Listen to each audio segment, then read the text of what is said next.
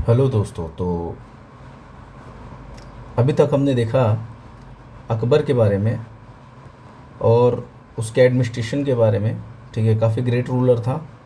और मुग़ल डायनेस्टी में अगर देखा जाए तो काफ़ी ज़्यादा फेमस रूलर था, फेमस माना जाता था बिकॉज़ उसकी ट्रीटीज़ वगैरह थी और जो वो रिफॉर्म्स लाता था। और चूँकि वो रिलीजियस टॉलरेंस भी था उसके अंदर, हर रिलीजन को मानता था, चाहे जैनिज़्म हो चाहे हिंदुज़्म हो। दैट्स वाई वो बहुत एक अच्छा रूलर माना जाता था उस टाइम के हिसाब से। अब हम देखते हैं जहांगीर। तो जहांगीर में सबसे पहला क्वेश्चन जो आया है, यूपी यूपी लोअर सबऑर्डिनेट और पीसीएस में भी क्वेश्चन पूछा गया है। देखिए 2008 में ही दोनों टाइम में क्वेश्चन आया है। तो कई बार हम क्या देखते हैं कि अरे यार यूपी लोअर में आया है तो यूपी पीसीएस में नहीं आएगा। देखिए आयोग ने अगर पेपर बनाया है तो आयोग के क्वेश्चंस आ सकते हैं, वेरी कर सकते हैं, एक जगह से दूसरी जगह आ सकते हैं। तो देखते हैं, in whose reign was the treaty of Chittor sign between Mughals and Rana of Mewar. ठीक है, किसके टाइम पे साइन हुआ था? तो जहांगीर के टाइम पे। जो राणा ऑफ मेवाड़ थे और जैसे अकबर से तो राणा प्रताप लड़ते ही रहे, बट आफ्टर जब नई जनरेशन आई, नेक्स्ट जनरेशन जब टेक ओवर किया था थ्रोन को, जहांगीर ने जब किया था, तो एक ट्रीटी साइन हुई थी और समझौता बोल सकते हैं राणा ऑफ मेवाड़ और मुगल्स के बीच में। ठीक है, अब क्या था वो? It was during the reign of Jahangir in which the treaty of Chittor was sign between Mughal and Ranas of Mewar. ठीक, इन 1615 एडी के आसपास में साइन किया गया था और राणा ने एक्सेप्ट किया था allegiance of the Mughals empire and Jahangir return Mewar and Chittor to Rana. ठीक है, तो इन्होंने एक्सेप्ट कर लिया, बट उसके एवज में उनको जो है मेवाड़ और चित्तौड़ रिटर्न में दे दिया गया, which were annexed by the Mughal during the reign of Akbar. जो अकबर ने क्या था कि बैटल तो चल ही रहा था, तो महाराणा प्रताप और अकबर के बीच में चल ही रहा था युद्ध। उस टाइम कुछ मेवाड़ और चित्रों को अकबर ने कैप्चर कर लिया होगा। ठीक, बट जब जहांगीर के साथ अलायंस हुआ, जब राणा का यानी नेक्स्ट जनरेशन जो आया, तो उन्होंने जो है मेवाड़ और चित्तौड़ को रिटर्न कर दिया। Who of the following was sent first by the east India company in the court of Jahangir. तो कौन सबसे पहले आए थे? तो हॉकिंस आए थे, विलियम हॉकिंस। तो विलियम हॉकिंस 1608 से 1611 एडी के टाइम पर आए थे और पहले इंग्लिश एम्बेसडर थे और ईस्ट इंडिया कंपनी के मेंबर थे। वो विजिट किए थे जहांगीर के कोर्ट में और उन्होंने यह प्रस्ताव रखा था कि हम यहाँ पर कंपनी लगाना चाहते हैं, बिजनेस करना चाहते हैं। ठीक है, अब ये रॉयल कोर्ट में 3 साल तक रहे। ठीक, और इनको मनसब पे भी रखा जहांगीर ने 400 के। ठीक है, और sir Thomas Roe was the leader of the second delegation of visit to the court of Jahangir. पहले विलियम हॉकिंस आए थे, फिर सर थॉमस रो उसके बाद आए थे और विलियम हॉकिंस ने ही मदद की थी सर थॉमस रो को परमिशन लेने में। ठीक है, और सर थॉमस रो को भेजा था किंग्स जेम्स वन ने, जो राजा थे, ब्रिटिश ब्रिटिश के किंग थे, और उन्होंने ही इनको एम्बेसडर बना के भेजा था। ठीक है, तो देखिए अब ये एक तो क्वेश्चन यहाँ पर आया है, ये पीसीएस 1993 में। अब सेम क्वेश्चन जो है प्री 2015 में आ गया। देखिए, Mughals empire Jahangir gave the title English Khan to. English Khan किसको टाइटल दिया था? Williams Hawkins.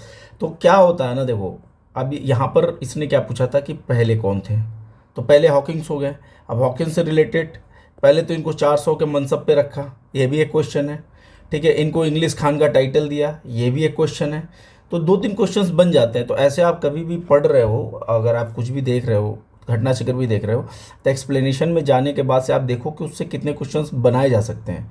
मैक्सिमम से मैक्सिमम क्वेश्चंस आप ऑप्शन से क्या क्या उसमें क्रिएट किया जा सकता है। अब जैसे सर थॉमस रो के बारे में पूछा गया है, तो ये सेकेंड एम्बेसडर थे, पहले विलियम्स हॉकिंस आए थे। ठीक है, वास्को ड गामा का अलग रिकॉर्ड रहा है, जॉब चार्नोक का अलग रहा है। तो ये देखना पड़ेगा कि आपको ऑप्शन वाइज भी थोड़ा सा एफर्ट लगा के देखना पड़ेगा, तो आपका बेटर प्रिपरेशन हो पाएगा और आप अच्छे से क्वेश्चंस कर पाओगे। With reference to the captain Hawkins which of the following statement is correct? He came to India 1611 as envoy of the James one. ठीक है, तो आपको पता है कि जेम्स वन किसको भेजे थे? जेम्स वन सर थॉमस रो को भेजे थे। ठीक है, विलियम हॉकिंस को नहीं भेजे थे। विलियम हॉकिंस तो आए थे एम्बेसडर, एज ए एम्बेसडर ही आए थे, बट किंग्स जेम्स वन ने उनको नहीं भेजा था। तो सबसे पहला ही क्वेश्चन गलत है। ठीक है, उनको ईस्ट इंडिया कंपनी के थ्रू आए थे वो। He was a very well versed in the Turkish language, तो ये सही है, तुर्किश लैंग्वेज में उनको अच्छा नॉलेज था, तभी वो आकर कोर्ट में रहे और इंग्लिशमैन का टाइटल भी मिला। ठीक है, तो इस हिसाब से only 2 is correct, first statement not correct, क्योंकि फर्स्ट एम्बेसडर थे जो को ईस्ट इंडिया कंपनी ने भेजा था इनको मुगल कोर्ट में 1608 में। तो देखिए 1611 भी नहीं, 1608 की बात कर रहा है।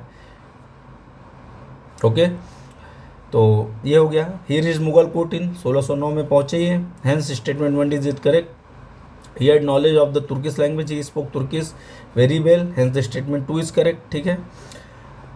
Sir Thomas Roe came to India as a British ambassador during the reign of, किसके टाइम पर आए थे? तो जहांगीर के टाइम पर आए थे। ठीक है, अब यहाँ पर पूछा है कि सर थॉमस रो किसके टाइम पर आए थे, तो वो जहांगीर के टाइम पर आए थे और 1615 से 1619 एडी तक रहे और इनको जेम्स वन ने भेजा था। Was envoy of the British kings James one was sented to the Jahangir court. तो थॉमस रो, तो देखिए 2008 में पूछा गया मेंस में, फिर 2013 के प्री में पूछ लिया गया। Thomas Roe was received in audience by the Jahangir at, कहाँ पर ये हुआ था? तो ये अजमेर में। ठीक है, Thomas Roe meet Jahangir in 1616 at Ajmer में मिले थे ये जहांगीर से। ठीक, he stayed in India till 1619, in 1619 he return England with the decree of the Jahangir that the British would be welcomed in the Mughal court with the great zeal. ठीक है, the Dutch travellers who has given a very valuable account of the reign of the Jahangir was, कौन थे ये Dutch? तो Francisco पेल्सर्ट। ठीक, तो Francisco Pelsaert थे। Peter Mundy was the British traveller थे ये, who came during the reign of Shahjahan. ठीक है, तो अब देखिए पीटर मूडी के बारे में बता रहा है कि ये शाहजहाँ के टाइम पर आए थे। Nicholas Manucci was Italian traveller थे। ठीक है, who came to India at the time of succession of war के टाइम पर आए थे। विलियम हॉकिंस आए थे, बट किसके टाइम पर आए थे? जहांगीर के टाइम पर आए थे। ठीक है, Francisco Pelsaert was the Dutch traveller who came to India during the Jahangir period. He left a unique account of Mughal emperor in his text Jahangir's India. ठीक है, the remonstrance of the Francisco Pelser. ठीक, which one foreign travelers visited India during the reign of Jahangir? तो Francisco पेल्सर्ट। अब देखिए यहाँ पर जहांगीर पूछेगा, अब डच ट्रेवलर अगर मेंशन कर दिया तो आपको ये मारना है। ठीक है, जहांगीर के टाइम पर ये भी आए थे।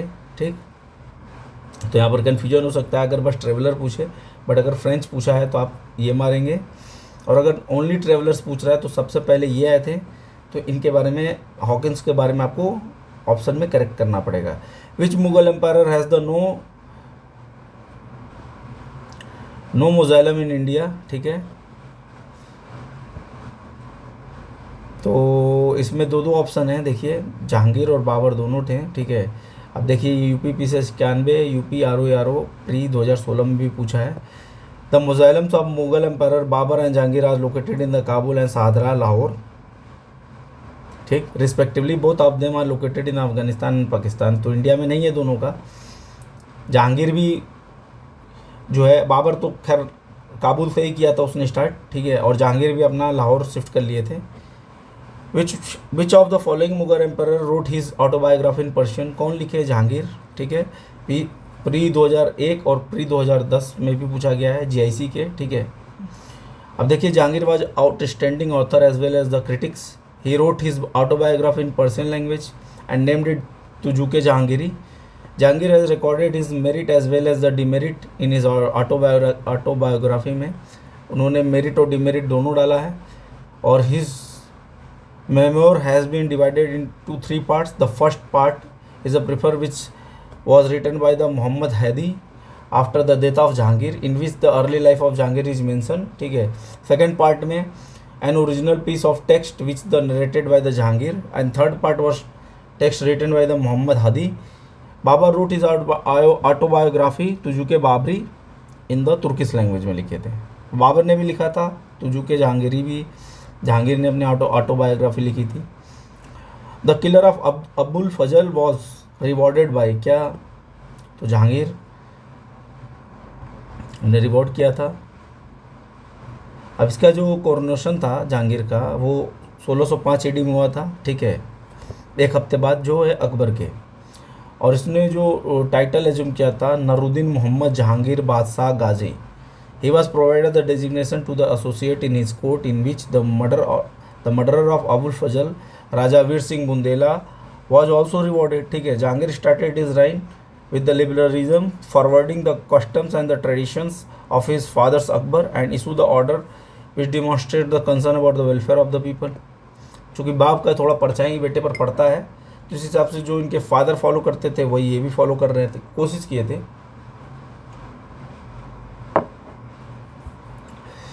ठीक है। आई थिंक यहाँ पर थोड़ा सा मिसिंग है। Which of the following who had rebelled against the Mughal empire Jahangir, तो कौन कौन इसमें था जो रिबल किया था? तो खुर्रम थे, महाबत खान थे और खुसरो थे, ठीक है। Jahangir elder son Khusrau revolt against the Jahangir just after the coronation and was suppressed in the 1606 में उनको सप्रेस भी कर दिया गया था। The revolt of Shahzada Khurram was dismissed by the Mughal army under the Mahabat Khan 1623। In 1626 AD Mahabat Khan revolt against the Jahangir. पहले इन्होंने एक रिवोल्ट को डाउन किया, फिर 3 साल बाद खुद ही रिवोल्ट कर दिए, ठीक। तो खुसरो, खुर्रम और महाबत ये 3 लोग थे। देखिए कितना अच्छा क्वेश्चन है, प्री 2013 में पूछा गया है। आसिफ खान नहीं थे। Who of the following was not a member of the Nurjahan junta, कौन थे? नहीं, इसके मेंबर नहीं थे, तो जहांगीर थे। Nurjahan was the cultural, educated and intelligent dominating lady and ambitious wife of the Mughal empire Jahangir. Nurjahan junta consisted a group of 5 herself, her mother Asmat Begum, her father Mirza Ghiyas Beg और इत्माद उल दौला उनका नाम था, ठीक है। her brother Asaf Khan and prince Khurram the son in law of her brother Asaf Khan. Prince Khurram known as the Shahjahan has been allied with the Noor Jahan through the most of his father rank, but when the she swung her support to her son-in-law in Shahryar, he left her junta and rebel, ठीक है। तो देखिए यहाँ पर शाहजहाँ से लगभग 11 questions जो important questions रहे हैं, इसी को बार बार रिपीट किया गया होगा। तो जहांगीर से आ गया। अब नेक्स्ट में हम कवर करेंगे शाहजहाँ को। तो आई होप आपको ये वीडियो अच्छा लगा होगा और आप इसको थोड़ा सा डिटेल में पढ़ेंगे तो आपके लिए काफ़ी ज़्यादा यूजफुल है। यूपीपीसीएस के लिए घटना चक्र के अलावा और ल्यूसेंट के अलावा आप कहीं बाहर मत जाइए, कोई भी सोर्सेज पे ज़्यादा फोकस मत कीजिए, बिकॉज क्वेश्चंस यहीं से आने हैं। आई होप आपको ये वीडियो अच्छा लगा होगा। Thank you so much.